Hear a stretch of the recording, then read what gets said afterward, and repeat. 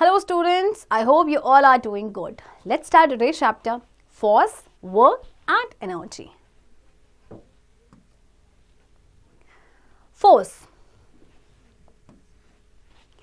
One day Raja and his friends went to the park for playing. They saw a large rock lying there. Raja tried very hard to move the rock, but he could not. Then two of his friends also came. Now the three of them tried together and pushed the rock out of the park. After that, they sat down as all of them felt tired. Do you know why? Because all three of them used force to push the rock. A push or a pull upon an object is known as force. देखिए एक दिन राजा और उसके friends खेलने के लिए park में जाते हैं तो उनको बड़ी सी रॉक दिखाई देती है तो राजा उसको हटाने की बहुत कोशिश करता है बट वो रॉक हटती नहीं है। फिर दो और उसके फ्रेंड्स आते हैं, उस तीनों मिलके फिर उसको हटाते हैं तो वो रॉक को पुश कर पाते हैं। अब इसके बाद वो तीनों बहुत टायर्ड हो जाते हैं तो फिर वो बैठ जाते हैं। अच्छा, वो टायर्ड क्यों है? क्योंकि तीनों ने क्या किया, फोर्स लगाया उन्होंने, है ना, रॉक को पुश करने में। तो what is force? A push और pull is force. What can force do? अब फोर्स करता क्या क्या है? सबसे पहले move an object, for example a man pushing a trolley. Number 2, stop an object from moving, for example a player in cricket catching a ball. Number 3, change the direction, for example a batsman hitting the ball with his bat. Okay, अब देखिए आपका force क्या क्या करता है। सबसे पहले तो वो ऑब्जेक्ट को मूव कराता है, जैसे कि मैन ट्रॉली को पुश कर रहा है। सेकंड क्या करता है कि इस फोर्स का काम है एक मूविंग ऑब्जेक्ट को स्टॉप कर देना, जैसे प्लेयर को आपने देखा होगा ना क्रिकेट में बॉल को कैच करता है, राइट। इसी तरह से थर्ड है change the direction of, batsman जब बॉल को हिट करता है तो उसकी डायरेक्शन ही चेंज हो जाती है। Okay. Number 4, change the shape of an object, shape ही चेंज हो जाता है ऑब्जेक्ट का। कैसे? For example a cook rolling the dough. अब जैसे ये क्या है, ये जो कुक है वो क्या कर रहे हैं, डो को रोल कर रहे हैं, right. Now types of forces, there are different kinds of forces. Some of these are as following. Muscular force. Muscular force is a force that results due to action of the muscle. Pulling a cart, riding a rickshaw, lifting a bag full of articles of need our muscles do these works. The force here is called as muscular force. देखिए वो force जिसमें हमारे muscles का use होता है उसे muscular force कहते हैं। जैसे कि हम कार्ट को पुल कर रहे हैं, रिक्शा चला रहे हैं या बैग को लिफ्ट कर रहे हैं जिसमें बहुत सारा सामान है, इसमें तो हमारी मसल्स इसमें काम कर रहे हैं, तो इसीलिए हम इसमें कौन सा फोर्स इसमें यूज हो रहा है, muscular force. Okay. Next is gravity. When anything is thrown up in the air, it comes down after traveling some distance. This is due to a force called gravity. It is the Earth's gravity that keeps you on the ground. This is because the Earth's gravity pulls everything towards its center. Sir Isaac Newton was the first person who told the world about gravity. देखिए कोई भी आपने notice किया होगा, कोई भी चीज़ हम ऊपर फेंकता है ना वो नीचे आ जाता है, ठीक है, कुछ डिस्टेंस ट्रैवल करेगा then it comes down. तो ऐसा क्यों होता है? बिकॉज ऑफ अ फोर्स जिसे हम कहते हैं ग्रेविटी, जो हमारी अर्थ है वो एक्सर्ट करती है। ओके। तो अर्थ की ग्रेविटी की वजह से हम ग्राउंड पे रहते हैं, तो अर्थ की ग्रेविटी क्या करती है, सब चीज़ों को अपने सेंटर की तरफ पुल करती है। ओके। तो सर आइजैक न्यूटन थे, न्यूटन के बारे में आपने सुना भी होगा, पहले ऐसे पर्सन थे जिन्होंने ग्रेविटी के बारे में बताया था। Okay. Next is elastic force. Some objects like springs, rubber bands and catapults have a special property. If you stretch or compress them and release, they regain their original shape on their own. This property is called elasticity. If you compress a spring with your hand, you will feel a force on your palm. This is elastic force. कुछ चीज़ें होती है, जैसे अगर आप इन चीज़ों को ध्यान से देखेंगे, स्प्रिंग होती है ना, आप उसको क्या करते हैं, स्ट्रेच या कंप्रेस करते हैं, रिलीज करेंगे फिर से अपनी ओरिजिनल पोजीशन पे आ जाता है ना। तो इस प्रॉपर्टी को कहा जाता है इलास्टिसिटी। जैसे आप अपने स्प्रिंग को कंप्रेस करते हैं तो आपको एक क्या करते हैं, आप अपने फोर्स पाम पे एक फोर्स फील करेंगे। ओके। तो this is nothing but elastic force. Next, friction. When an object moves on a surface, it stops after covering a certain distance. This is due to the force of friction, a force that acts between the object and the surface to either slow it down or stop it completely is called force of friction. Objects with smooth surface like ice have less friction, while objects with rough surface like carpets have more friction. The soles of our shoes get worn out because of friction. देखिए जब कोई भी object किसी surface पे move करता है तो एक सर्टेन डिस्टेंस कवर करने के बाद स्टॉप हो जाता है, क्यों होता है? जैसे आप बॉल को देखेंगे, वो रोल कर रही है और थोड़ी देर के बाद स्टॉप हो जाती है। तो क्यों होती है? Because of force of friction, जिसे फ्रिक्शनल फोर्स भी कहा जाता है। तो वो फ्रिक्शन क्या करता है कि ये किसी भी मूविंग ऑब्जेक्ट को क्या करता है? स्लो डाउन कर देता है या उसको स्टॉप कर देता है कंप्लीटली। ओके, जैसे आइस, आपने देखा होगा आइस का काफ़ी स्मूथ सरफेस होता है तो उसमें लेस फ्रिक्शन होता है। ओके, एंड जिनके रफ सरफेस होते हैं जैसे कार्पेट, इनका ज़्यादा फ्रिक्शन होता है। हमारे जैसे शूज़ हम यूज़ करते हैं तो उनके सोल्स जो होते हैं वो वॉर्न आउट हो जाते हैं। वो क्यों होते हैं? Because of friction, right. Next, mechanical force. The force used to do a work by using a tool or instrument is called mechanical force. Cutting off cloth by using scissors, tightening the screw by using a screwdriver, hammering a nail in the wood, etc. all need mechanical force. तो देखिए, जैसे कि जो force हम use करते हैं किसी काम को करने के लिए, टूल का यूज़ करते हुए या किसी इंस्ट्रूमेंट का, तो उसे कहते हैं मैकेनिकल फोर्स। जैसे कि सीजर से हम क्लोथ को काटते हैं, स्क्रू को हम टाइट करते हैं स्क्रू ड्राइवर से, राइट। तो इन सब में मैकेनिकल फोर्स की ज़रूरत होती है। Next is elastic force. Some objects like springs, rubber bands and catapults have a special property. If you stretch or compress them and release, they regain their original shape on their own. This property is called elasticity.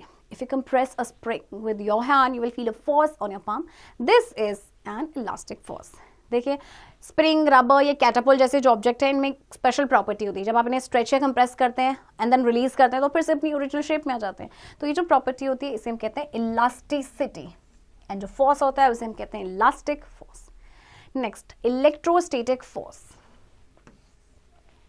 The force used to throw an arrow or a stone by a bow or a catapult is because of elastic force. Pulling a rubber band and releasing it into an example of elastic or electrostatic force. देखिए, जैसे हम arrow या stone को throw करते हैं बो से या कैटापुल्ट से, तो ये क्यों होता है? Because of elastic force, right. Rubber band को आप पुल कर रहे हैं, रिलीज कर रहे हैं, तो ये भी आपका एग्जाम्पल इलास्टिक का या फिर इलेक्ट्रोस्टैटिक फोर्स का। Okay, next, work. In our daily lives, we often use the word work. However, in science, the meaning of work is slightly different from its meaning in our day-to-day language. In scientific terms, when we apply force to an object and the object either moves a distance or stops, we say that work is done on the object. Even if you push a wall with all your forces, does not move. अच्छा देखिए, हम daily life में ना एक work जो word है इसका बहुत यूज़ करते हैं, इतना हमने ये काम किया वो काम किया, बट साइंस की डेफिनेशन में वर्क का जो मीनिंग है वो हमारे डे टू डे लैंग्वेज से बिल्कुल डिफरेंट है। ओके, देखिए साइंटिफिक टर्म्स में जैसे कि हमने किसी ऑब्जेक्ट पे फोर्स अप्लाई किया और वो उसने थोड़ा सा डिस्टेंस आपका कवर किया या मूव किया, तो इसका मतलब उस पर ऑब्जेक्ट है। जैसे आप एक वॉश को, आपकी जो वॉल है उसको पुश कर रहे हैं आप फोर्स के साथ, लेकिन वो मूव नहीं हुई, राइट। तो क्या आपने वर्क किया? नो, क्योंकि वॉल मूव ही नहीं हुई, right. In this case, however tired you may be feeling, you have not done any work in scientific terms. Similarly, suppose a man is standing with a heavy box on his head. Even if he stands in a safe position for a whole day, he has not done any work. If he takes that box from one place to another, he has done some work. इसी तरह से एक आदमी खड़ा अपने sir पे heavy सा box लेके खड़ा है, ओके, वो पूरा दिन सेम पोजीशन पे खड़ा है, उसको लग रहा है कि मैंने बहुत काम किया है, बट कोई वर्क नहीं हुआ है साइंस की लैंग्वेज में, क्योंकि अगर हाँ वो उस बॉक्स को एक जगह से दूसरी जगह वो लेके जाता तब उसने कुछ काम किया रहता। Okay, next, simple machines. There are some tasks which cannot be done by muscular force alone. For doing such tasks, we use various tools and instruments. With their help, we can do difficult tasks easily. These tools and instruments are called machines. Machine makes our work easier by increasing the force applied by us, changing the direction of the force, increasing the speed of work. देखिए, daily life में ना बहुत सारे ऐसे काम होते हैं जो सिर्फ मस्कुलर फोर्स से नहीं हो सकते, उसके लिए हमें कुछ टूल्स या इंस्ट्रूमेंट की ज़रूरत होती है। तो ये जो टूल्स एंड इंस्ट्रूमेंट्स हैं इन्हें हम कहते हैं मशीन्स। मशीन्स क्या करती हैं? देखिए, हम जो फोर्स अप्लाई करते हैं उसको वो इंक्रीज कर देते हैं, फोर्स का डायरेक्शन चेंज हो जाता है, वर्क की जो स्पीड है वो इंक्रीज हो जाती है। Okay, we use a variety of machines. Some of them are very simple while some are very complex, but all complex machines are made up of many simple machines. Let us learn about some simple machines. तो जो भी हम machines use करते हैं ना, कुछ simple होती हैं, कुछ कॉम्प्लेक्स होती हैं, और जितनी भी कॉम्प्लेक्स मशीन्स होती हैं ना वो सारी आपकी बनी होती हैं बट सारी सिंपल मशीन से। Okay, first simple machine is lever. A lever is simply a bar resting on a support on which it can turn. It is usually used to move heavy objects with less effort. It is also used for cutting things and opening lids. Scissors, hammers and bottle openers are some examples of levers. Lever आपका simply एक ना bar होता है जो किसी एक support पे rest कर रहा होता है, okay, जिस on which it can turn. तो ये यूजुअली क्या होता है कि हेवी ऑब्जेक्ट्स को मूव करने के लिए होता है और उसमें थोड़ा सा एफर्ट की ज़रूरत होती है. थिंग्स को कट करने के लिए भी यूज़ होता है या ढक्कन को खोलने के लिए. जैसे देखिए ये सारी आपके एग्जांपल्स है लेवर्स के. Okay, next is pulley. A pulley is used to raise lower और move loads. It is used to lift loads, hoist flags, draw water from well, etc. A pulley is a grooved wheel with a rope or cable around it. अब पुली का use हम करते हैं किसी जैसे load को race करने के लिए, लोअर या मूव करने के लिए. ओके, और जैसे कि आपका फ्लैग होइस्टिंग होता है या वाटर को खींचना है वेल से, तो उसमें इसका यूज किया जाता है. पुली आपका ग्रूव व्हील होता है जिसमें रोप या केबल उसके अराउंड होती है. Right, next incline plane. An inclined plane is a slope over which heavy objects can be pushed up or down. It is usually used for loading heavy barrels into trucks. Inclined plane आपका एक slope होता है जिसमें आप heavy objects को push करते हैं. देखिए जैसे इस तरह से, right? और up भी कर सकते हैं, down भी कर सकते हैं. Usually जैसे heavy जो barrels होती है ना, उनको push करने के लिए होता है trucks में, right? Next, screw. A screw looks like a nail with grooves cut into it. The grooves run along the length of the nail. It is usually for holding objects together. Some screws are also used for lifting things. Screw देखिए आपकी किस तरह से होती है. Screw जो है आपकी नेल की जैसे दिखती है, कील की जैसे दिखती है इसमें. ओके, एंड इसमें ग्रूव्स होते हैं. तो जो ग्रूव्स होते हैं नेल की आपके लेंथ में होते हैं, इस तरह से बने होते हैं. तो यूजुअली चीज़ों को होल्ड करने के लिए इसको यूज़ किया जाता है, या फिर कुछ ऐसे स्क्रूज है जिनको चीज़ों को लिफ्ट करने के लिए भी यूज़ किया जाता है. Okay, next, wheel and axle. A wheel and axle is simply a wheel connected to a small rod called the axle. It is used in bicycle, fan, windmill and steering wheel. Wheel and axle क्या आपका simply एक wheel जो आपका connected होता है छोटे से rod के साथ, जिसे कहते हैं एक्सल. आपका ये बाइसिकल में, विंड मिल में और बहुत सारी जगहों पे यूज होता है. Like steering wheel also. Next, wedge. A wedge is an object with at least one slanting side which ends in a sharp edge. It is use to cut और split things. For example an axe and a knife. Wedge आपका एक object होता है जिसमें कम से कम आपका एक ना स्लांटिंग साइड होता है जो आपके एक शार्प एज पे एंड होता है. तो इसको कटिंग के लिए यूज़ किया जाता है, स्प्लिटिंग के लिए भी यूज़ किया जाता है. जैसे आपका एक्स हो गया या फिर नाइफ या आपके वेज है. Okay, now let's talk about energy. Energy is the ability to do work. We feel tired after doing work and want to take rest for some time. It is because we spend energy while doing work. By taking rest, we regain energy. There are various forms of energy such as heat, light, sound and mechanical energy. They can change from one form to another. किसी भी काम करने की जो क्षमता होती है उसे हम कहते हैं एनर्जी. काम करने के बाद हम टायर्ड फील करते हैं और उसके बाद हम क्या करते हैं कि थोड़ा सा रेस्ट करना हमें अच्छा लगता है. ओके, क्योंकि हमने अपनी एनर्जी को स्पेंड किया है जब हम काम कर रहे थे, और जब हम रेस्ट करते हैं तो हम फिर से एनर्जी को रीगेन कर लेते हैं. तो बहुत सारी फॉर्म्स ऑफ एनर्जी हैं आपके, right. For example, all these are the forms of energy. एक फॉर्म से दूसरी फॉर्म में चेंज हो सकते हैं. Okay, now what are the sources of energy? Sun, wind and water are some common sources of energy. The sun. The sun is the main source of energy on the earth. The energy we get from the sun is called solar energy. We get solar energy in the form of light and heat. Sun जो है आपका main source of energy है अर्थ पे. Okay, और इससे हमें जो energy मिलती है उसे हम कहते हैं solar energy. And solar energy हमें किसकी फॉर्म में मिलती है? लाइट एंड हीट की फॉर्म में. Light. The sun is the main source of natural light. Sunlight is used by plants for photosynthesis. It can also be used to generate electricity. अब देखिए जो सनलाइट है उसका यूज़ प्लांट्स करते हैं photosynthesis के लिए. इसके अलावा जो है सन की जो लाइट का यूज़ किया जाता है इलेक्ट्रिसिटी को जनरेट करने के लिए. Okay, heat. The sun is also the main source of heat. The heat from the sun can also be used by solar heaters to heat water and cook food. अब सन जो है वो main source of heat भी है अर्थ पे. सन की जो heat है उससे आप उसका यूज़ किया जाता है सोलर हीटर में, जिससे वाटर को गर्म किया जा सकता है, खाना बनाया जा सकता है. Okay, next wind. Wind can also be used to produce energy. The energy we get from wind is called wind energy. Wind का हम यूज़ करते हैं, wind से भी एनर्जी प्रोड्यूस होती है, आपको पता है. और जो ये हमें एनर्जी मिलती है विंड से, that is wind energy.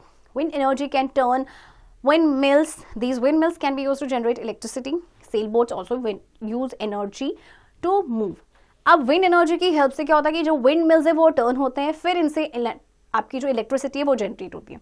Cell boats वो भी विंड एनर्जी की ही हेल्प से मूव करते हैं. Okay, water. Moving water can also be used to produce energy. The energy we get from water is called hydro energy. Water, moving water से भी energy produce होती है, जिससे फिर electricity generate होती है. Okay, तो जो energy होती है जो हमें water से मिलती है उसे हम कहते हैं hydro energy. Okay. We construct structures called dams that can control the flow of water. These dams help in generating huge amounts of electricity. तो देखिए हम क्या करते हैं, डैम्स को कंस्ट्रक्ट करते हैं जो वाटर के फ्लो को कंट्रोल कर सके. फिर ये जो डैम्स है वो इलेक्ट्रिसिटी जनरेट करने में हेल्प करते हैं. Okay, now let's talk about forms of energy. There are many other forms of energy in nature. Some of them are as follows. Number 1, mechanical energy. This is the energy of objects that can do work by moving, such as spring of a watch, wind, flowing water, etc.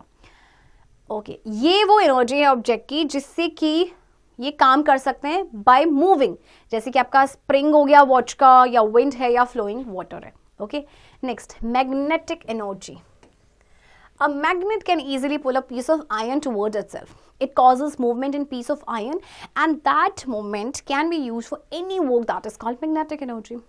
देखिए magnets आपने देखे होंगे, usually आप लोग खेलते भी हैं, तो क्या करते हैं कि जो आयरन की जो पीसेस हैं उसको अपनी तरफ अट्रैक्ट करते हैं. ओके, इसकी वजह से मूवमेंट होता है आयरन के पीस में, और फिर इस मूवमेंट का यूज़ किया जाता है कोई भी काम करने के लिए. ओके, एंड मैग्नेट्स की जो एनर्जी होता है उसे हम कहते हैं magnetic energy. Next is heat energy. It is one of the most important forms of energy. It is useful to us in many ways. The sun is the most important source of this energy. Heat energy is obtained by burning of fuels such as wood, gas, coal, and oil. Electricity also produces heat energy. Heat energy helps to move engines, aeroplanes, and rockets. Heat energy आपके important forms of energy में से एक है, बहुत तरीके से हमारे लिए हेल्पफुल है.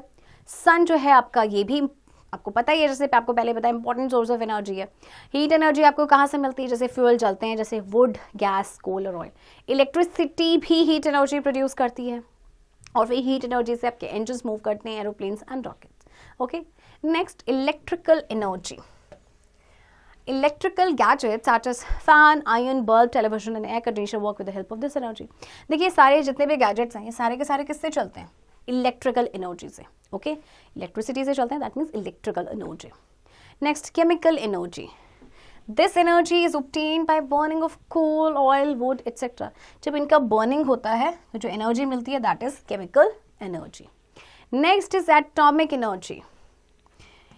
Everything is made up of atoms. You know that an atom is the smallest particle of matter. We can get energy from atoms by splitting them. Atomic energy can be used to produce electricity. तो देखिए हम इन atoms को जब हम split करते हैं तो हमें एनर्जी मिलती है. एटॉमिक एनर्जी का फिर यूज़ किया जाता है इलेक्ट्रिसिटी प्रोड्यूस करने. Geothermal energy. This is the energy of the hot interior of the earth. Earth के अंदर जो है, अर्थ का जो हॉट इंटीरियर है, तो वहाँ से आपको ये एनर्जी मिलती है. ओके, तो which is known as geothermal energy. Students, I hope आपको फोर्स, वर्क एंड एनर्जी के कंसेप्ट क्लियर हुए होंगे, एंड इस चैप्टर की प्रैक्टिस अब आप खुद से करेंगे.